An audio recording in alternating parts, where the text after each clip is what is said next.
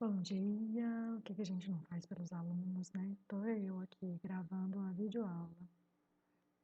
Então, vamos lá.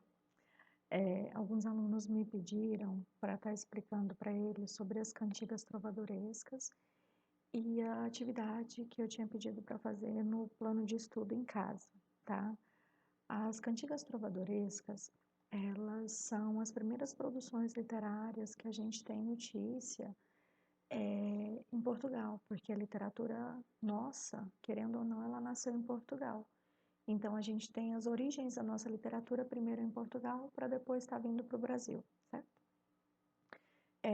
A primeira cantiga trovadoresca que a gente tem notícia é a cantiga da Ribeirinha, datada de 1889 ou 1898. Como são documentos antigos, então não conseguiu-se ter uma ideia certa dos números lá no documento. Por isso que tem essa dúvida, se é 1889 ou 1898.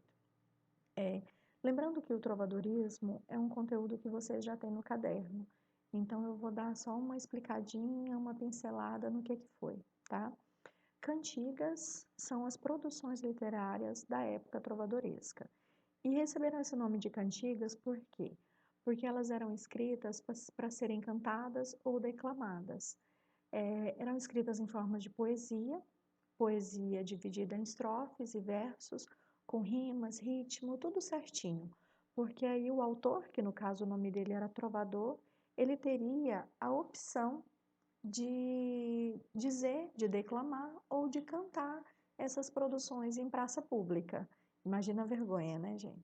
Estou aqui com a participação especial do Davi, tá? Lembrando que as cantigas trovadorescas, elas são divididas em dois grandes grupos, que são as cantigas líricas e as cantigas satíricas.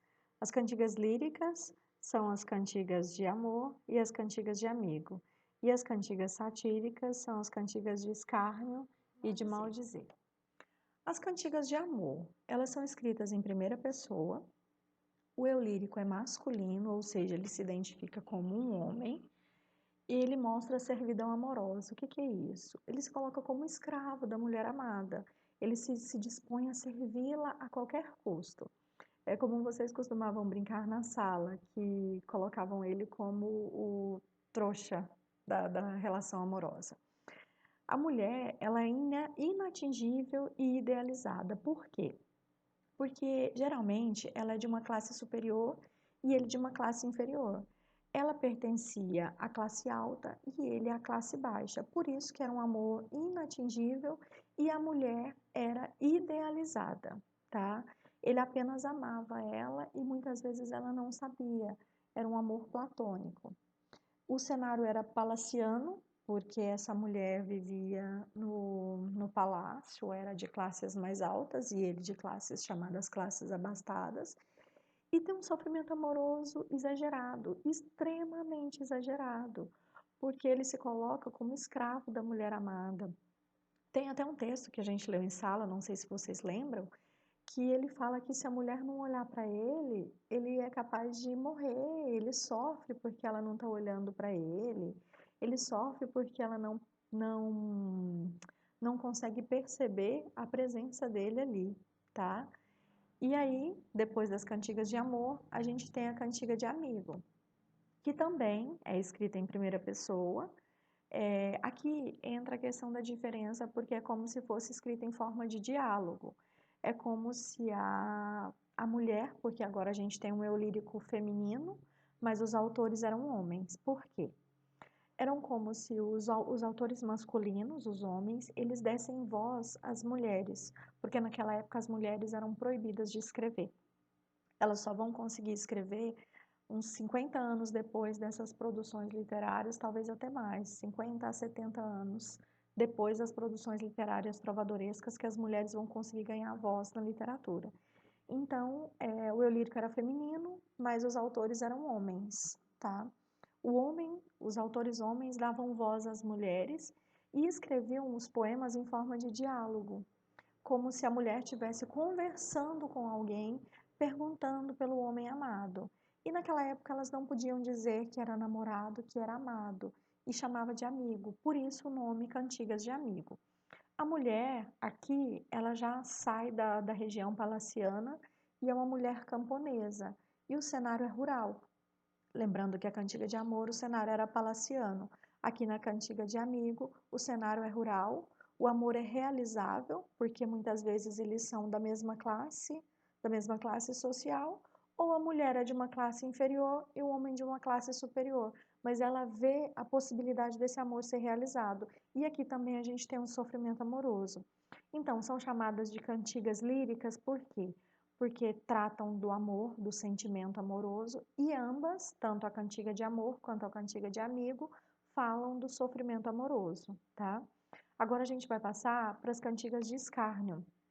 As cantigas de escárnio e as cantigas de maldizer, que são as chamadas cantigas satíricas, que elas eram cantigas críticas. Os autores, eles buscavam criticar os comportamentos da época, os comportamentos da sociedade, e as pessoas que não eram fiéis a esse comportamento também. A diferença entre elas é mínima. A cantiga de escárnio é uma crítica indireta e irônica. A pessoa escreve, mas não cita para quem ela está escrevendo. É de forma indireta. Comenta sobre os comportamentos da sociedade, os comportamentos das pessoas, criticando esses comportamentos. E por ser indireta, tem expressões ambíguas. O que são expressões ambíguas? Expressões de duplo sentido. Às vezes fala de um determinado comportamento, critica ele, mas de uma forma irônica e até ambígua, e sem citar o nome para quem esse texto é dirigido, por isso chamado cantiga de escárnio, e crítica indireta, porque não cita o nome para quem, cita apenas o comportamento que essa pessoa não está tendo de acordo com a sociedade da época. Já as cantigas de maldizer, elas são críticas diretas e grosseiras. A gente tem termos de baixo calão, às vezes até palavrão. Por isso que é difícil, às vezes, até de encontrar uma cantiga de maldizer como exemplo, porque tem muitos palavrões, tem xingamentos. E o intuito da cantiga de maldizer é agredir verbalmente e colocar o nome da pessoa que está sendo criticada, colocar o nome da pessoa que está sendo ironizada, tá? E aí, a atividade, vocês vão ter que fazer duas cantigas, uma cantiga lírica e a outra satírica.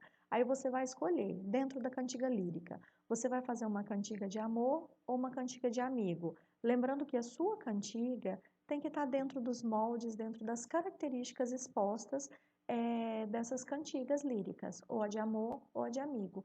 E a outra cantiga é a cantiga satírica. Você vai fazer uma cantiga de escárnio, que você vai criticar de forma indireta sem citar o nome, ou você vai fazer uma cantiga de maldizer, criticando de forma direta, citando o nome, citando o comportamento, citando tudo nessa pessoa que você não concorda, que você quer criticar. Mas cuidado com as coisas que vocês vão escrever, viu? É isso. Qualquer dúvida, eu estou aqui. Lembrando que esses trabalhos são para serem entregues quando a gente retornar às aulas presenciais, tá? Bom trabalho e se cuidem, viu? Beijo!